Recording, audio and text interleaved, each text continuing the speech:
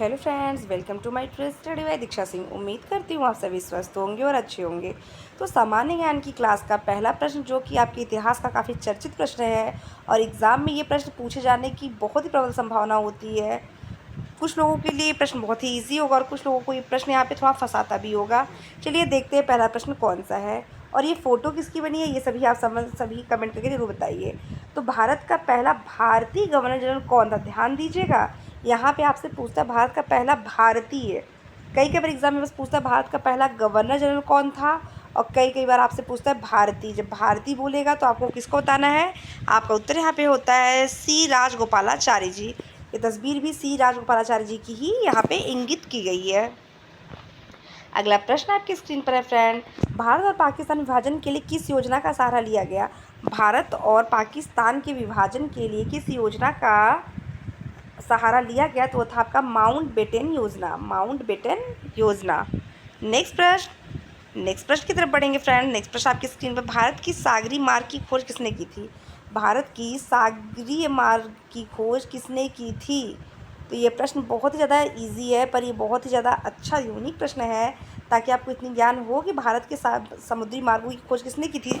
तो वो की थी, आपका उत्तर यहाँ पे होता है Vasco da Gama. Vasco da Gama. Next प्रश्न आपकी स्क्रीन पर है फ्रेंड्स, आपसे पूछा भारत में श्वेत क्रांति के जनक किसे कहा जाता है? यह प्रश्न भी काफ़ी ज़्यादा महत्वपूर्ण है। भारत में श्वेत क्रांति का जनक, पहली बात तो आप जाइए, श्वेत क्रांति का संबंध आपके दुग्ध उद्योग से है। श्वेत क्रांति का जो जनक आपसे यहाँ पूछा जा रहा है वह है आपके वर्गीस कुरियन, लेकिन श्वेत क्रांति का संबंध आपके दुग्ध उत्पादन से है, अर्थात दूधों के उत्पादन से है। नेक्स्ट प्रश्न है आपकी स्क्रीन पर है फ्रेंड, भारत के ऐसे राज्य का नाम बताइए जहाँ पर चाय का उत्पादन सबसे ज़्यादा होता है। तो भारत का ऐसा कौन सा राज्य जहाँ चाय का उत्पादन अधिक होता है? असम। असम की राजधानी अगर आपसे कोई पूछे तो आप बताएंगे दिसपुर। असम, और असम की राजधानी कोई पूछे तो आप बताएंगे दिसपुर। अगला प्रश्न आपकी स्क्रीन पर है फ्रेंड, सबसे अधिक ठंडा भारत के किस राज्य में पड़ती है? सबसे अधिक ठंड भारत के किस राज्य में पड़ती है? तो यह है आपके लेह। ये है आपके लेह। नेक्स्ट प्रश्न, भारत में कितने स्थानों पर जंतर मंतर स्थित है? भारत के कितने स्थानों पर जंतर मंतर स्थित है? तो कुल 5 स्थानों पर। और स्थान कौन कौन से हैं? दिल्ली, उज्जैन, जयपुर, वाराणसी, मथुरा। दिल्ली, उज्जैन, जयपुर, वाराणसी और मथुरा। अगला प्रश्न आपकी स्क्रीन पर है फ्रेंड, वह है आपसे पूछता, चावल का सबसे अधिक उत्पादन भारतीय किस राज्य में किया जाता है? चावल का सबसे अधिक उत्पादन भारतीय किस राज्य में होता है? तो आपका उत्तर यहाँ पे होता है फ्रेंड पश्चिम बंगाल। अगर आपसे पूछे कि सबसे बड़ा डेल्टा कौन सा है, तो वह है आपका सुंदरबन डेल्टा। सुंदरबन डेल्टा पे भी आप चर्चा करें तो वो कहाँ पे स्थित है? तो वह स्थित है आपके पश्चिम बंगाल में। अगला प्रश्न आपकी स्क्रीन पर फ्रेंड, सबसे महंगा शहर भारत का कौन सा है? नाम बताइए। सबसे महंगा शहर भारत का कौन सा है? नाम बताइए। तो वह है मुंबई। महानगर के नाम से जाना जाता है मुंबई। नेक्स्ट, भारत में लाल क्रांति का उद्देश्य क्या था? भारत में लाल क्रांति का उद्देश्य क्या था? मांस और टमाटर उत्पादन में वृद्धि। क्रांति का संबंध होता है किसी भी चीज़ की प्रगति से संबंधित। कभी भी आपसे एग्जाम में किसी भी क्रांति से संबंधित चीज़ पूछे तो आप समझ जाना कि उस चीज़ की वृद्धि के बारे में ये आपसे बात कर रहा है। तो भारत में जो लाल क्रांति का संबंध है वो किससे है? मांस और टमाटरों के उत्पादन में वृद्धि से। अगला प्रश्न आपके स्क्रीन पे फ्रेंड, भारत में सबसे बड़ा विश्व का महाद्वीप कौन सा है? तो वह है आपका एशिया महाद्वीप। इसी के साथ मैं आप सभी से यहाँ रिक्वेस्ट करना चाहती हूँ, अगर आप मेरे चैनल पर नए हैं फ्रेंड तो प्लीज़ मेरी वीडियो को लाइक, चैनल को सब्सक्राइब किए बिना आगे मत बढ़िए। अगर आप मेरी वीडियो पुरानी तो प्लीज़ वीडियो को आप शेयर करता कतई ना भूलें। अगला प्रश्न आपकी स्क्रीन पर फ्रेंड्स, विश्व का पहला विश्वविद्यालय कौन सा? लीजिए विश्वविद्यालय की यहाँ पे आप एक झलक भी देख लीजिए। विश्व का पहला विश्वविद्यालय कौन सा था? तो वह है आपका तक्षशिला विश्वविद्यालय। अब आप सभी से यहाँ से मैं एक प्रश्न पूछना चाहती हूँ कि तक्षशिला विश्वविद्यालय कहाँ पर स्थित है? तक्षशिला विश्वविद्यालय उस समय कहाँ पर स्थित था? आप सभी कमेंट सेक्शन में जाइए, कमेंट करके ज़रूर बताइएगा अगर आप जीके जीएस की क्लास पढ़ते हो तो। नेक्स्ट प्रश्न आपकी स्क्रीन पर है फ्रेंड, विश्व का कौन सा प्राचीनतम धर्म आज भी अस्तित्व में है?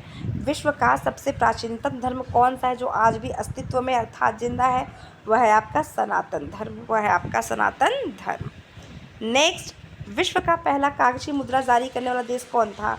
विश्व का सबसे पहला कागजी मुद्रा जारी करने वाले देश की अगर बात करें तो वह है आपका चीन। वह है आपका चीन। फ्रेंड फटाफट वीडियो को शेयर करते हुए आगे बढ़ते रहिए। विश्व का कौन सा नगर सबसे पहले परमाणु बम गिरा? विश्व के कौन से नगर में सबसे पहले परमाणु बम गिरा था? तो वह था जापान के हिरोशिमा और दूसरा नागासाकी में। पहला हिरोशिमा में था और दूसरा नागासाकी में।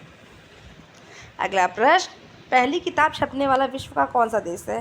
पहली बार किताब छपने वाला विश्व का कौन सा देश था? वह था चीन, जहाँ पे सबसे पहले किताबों की छपाई हुई थी। अगला प्रश्न, विश्व की पहली महिला प्रधानमंत्री का नाम बताइए। विश्व की पहली महिला प्रधानमंत्री का नाम बताइए। कुछ लोग चेहरे को देख कर गेस यहाँ पे कर सकते हैं। चलिए, नहीं पता तो मैं बताती हूँ। तो विश्व की पहली महिला प्रधानमंत्री का नाम था सिरिमाओ भंडार नाइके। सिरिमाओ भंडार नाइके। नेक्स्ट, उस देश का नाम बताइए जो अंतरिक्ष में कृत्रिम उपग्रह लॉन्च करने में विश्व का पहला देश बना। कृत्रिम उपग्रह का अर्थात होता है मानव निर्मित। तो विश्व का पहला देश बना तो कौन सा था? रूस।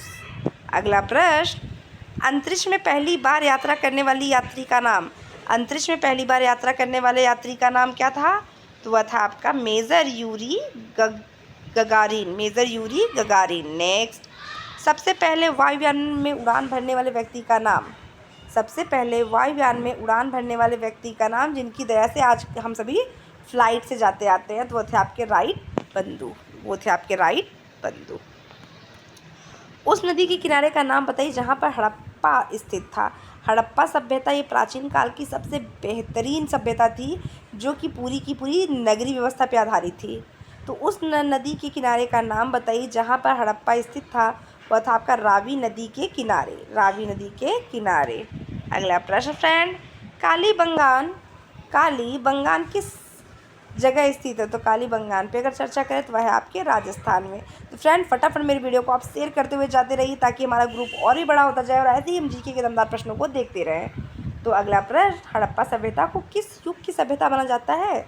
हड़प्पा सभ्यता जो थी वह किस युग की सभ्यता थी? तो थी कांस्य युग की सभ्यता।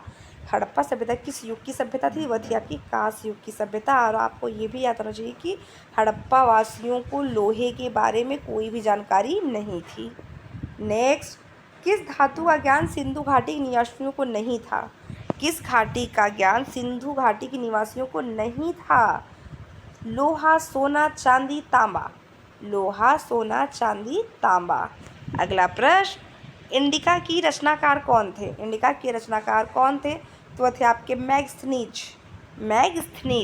नेक्स्ट, गुप्तों के शासनकाल में उस चीनी यात्री का नाम बताइए जो भारत आया था। तो गुप्तों के शासनकाल में उस चीनी यात्री का नाम बताइए जो भारत आया था। वह थे आपके फाहियान। नेक्स्ट, महाभारत की रचना किस व्यक्ति ने की थी? उनका नाम बताइए। तो महाभारत तो भाई पूछो ही मत, लेकिन फिर भी रचनाकार का नाम जान जाइए। वो थे आपके महर्षि वेद व्यास जी। अगले प्रश्न की तरफ बढ़ने से पहले फटाफट वीडियो को शेयर कर दीजिए फ्रेंड। महाभारत का युद्ध कितने दिनों तक चला था? महाभारत का युद्ध नॉन स्टॉप 18 दिनों तक चला था। नॉन स्टॉप का मतलब है कि सूर्य अस्त के बाद जो है, किसी भी युद्ध का पहले के समय में सूर्यास्त के बाद युद्ध का विराम किया जाता था और अगले दिन सूर्योदय से फिर युद्ध को शुरू किया जाता था। तो ऐसे लेके कुल 18 दिन तक हमारा महाभारत का युद्ध चला था। नेक्स्ट, कुरुवंश की राजधानी का नाम बताइए। तो कुरुवंश की राजधानी का नाम था हस्तिनापुर। नेक्स्ट, त्रिपिटक साहित्य किस धर्म से संबंधित था? तो त्रिपिटक साहित्य का संबंध आपके बौद्ध धर्म से था। तो आज के सेशन बस इतना ही। मिलते हैं नेक्स्ट क्लास में, तब तक के लिए धन्यवाद।